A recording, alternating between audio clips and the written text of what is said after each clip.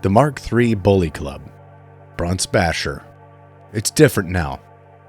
The main hang-up I previously had with this dude was its heavy attack speed was incredibly slow. Now, it's like greased lightning and feels amazing to use. You will wade through hordes, armor, and monstrosities alike.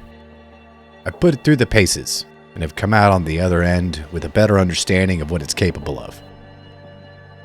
I've tried many combinations of blessings on this bad boy. They can all do this, and this, and this. I've found combinations that do each of these the best. However, there is one that I prefer. Skull Crusher is great. It provides damage to staggered enemies. As an Ogren, you'll be staggering a lot. Confident Strike is often in people's top blessings list, at least before patch 13. With the talents on the Ogren's tree, I hardly take it anymore on weapons where at least half my attacks are heavies. Thunderous has gone from being almost entirely useless to being about as effective as Skull Crusher.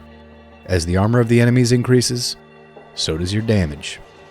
Haymaker is amazing for speeding up horde clearing. Thrust is just great all around. Every percentage point of power is a percentage point of damage. Plus you get some stagger and cleave. There's a lot to like. I run Thrust and Haymaker on the Mark I and Mark II clubs.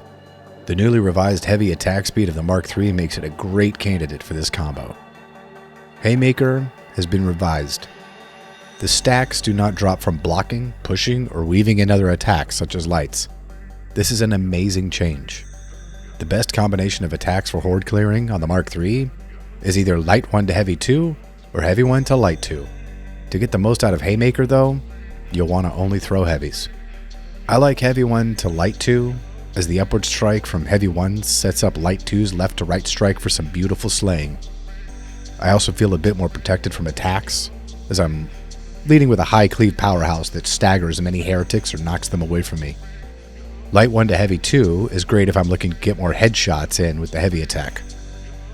The transition between the two is quite simple. When you get to your light attack, just throw another light attack and move into the heavy. Done. Haymaker and Thrust are great. Thrust lets you drop some of the larger enemies, especially unyielding, with relative ease when fully stacked up. Haymaker is great at dropping random groaners and poxwalkers from existence immediately. It's also a hilarious way to fight a gaggle of maulers. I've run quite a few games with these blessings, to great effect. This is not how I roll, though. I take Skull Crusher with Thunderous. Why? Bleed damage against Crushers sucks. It really does.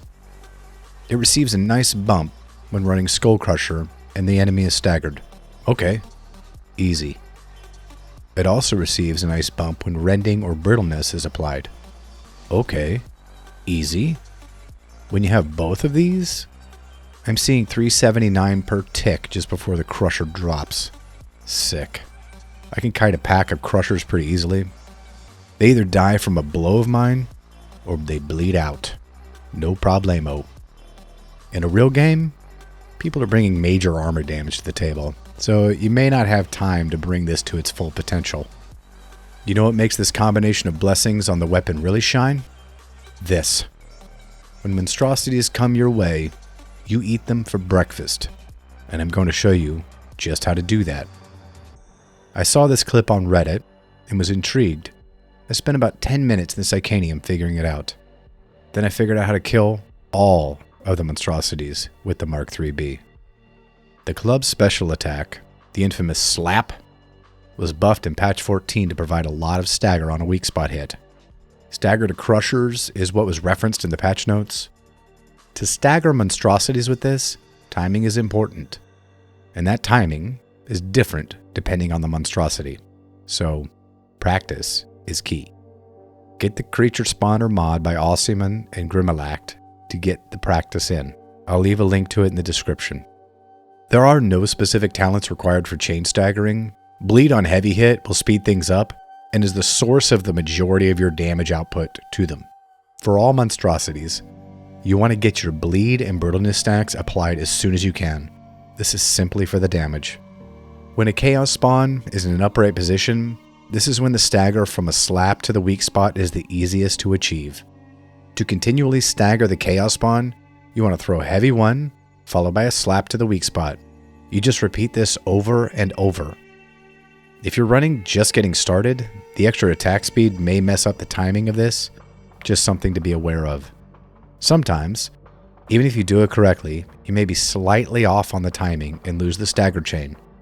When it's trying to swipe you while crawling on the ground, just dodge back and block while trying to weave some heavies in if you can. The best opportunity to reinitiate your stagger chain is right after the grab attack.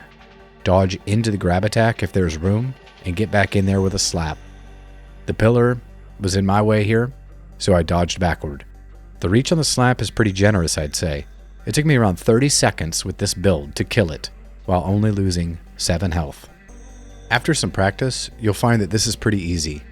Your team probably won't notice that you've dominated it into submission, and you'll remain an unsung hero. But you're an Ogryn. You're not here to be bathed in limelight. For a Plague Ogryn, the combo is heavy 1, heavy 2, slap, repeat. Simple as. If you want to know how to dodge dance a Plague Ogryn, check out my fundamentals video. For a Beast of Nurgle, if you're alone, you'll need a way to stagger it to access its weak spot.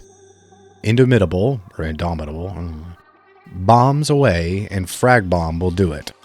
But Big Friendly Rock and Loyal Protector will not. Big Friendly Rock will stagger it if you hit it in the weak spot, but you can't see the weak spot if you're alone. Hopefully, you're not solo if you're running Big Friendly Rock and Loyal Protector. Once you stagger this Scorn Me dude, you'll need to get behind it very quickly and slap like crazy, aiming up toward the head above the weak spot. Look for the yellow hit indicator. Once you've staggered it, throw a heavy 1, then slap like crazy to get another stagger in. If you fail and it turns and you happen to be in his face, you can reach through its body to hit the weak spot with a slap. Repeat this process until it's dead. For a demon host, I'm not positive. For the creature spawner mod, if you set yourself to not invisible, the demon host just leaves after you wake it up. Same thing if I'm in solo play, another mod. I don't have any footage from in-game, but I have had some success with the same combo used for the chaos spawn, except you need to aim really high to get that weak spot with your slap. To wrap up the Mark IIIb, there is a 2-shot breakpoint for Poxwalkers, so taking Infested will help. Taking extra damage to flak is great on this weapon. Maniac damage kinda sucks, so bring a ranged weapon for them. This is one of many bashers that I own, and on this particular one, I'm running Carapace and Unyielding to deal with those bigger enemies. With all of the talents that are in Ogryn's talent tree, I can usually hit that 2-shot breakpoint to Infested pretty quickly. I really like how flexible this club can be. Do you like the changes to the clubs? Either this one or the Mark II or Mark I? Let me know down in the comments. Thanks for watching, and please subscribe if you haven't already. And with that, I'm out.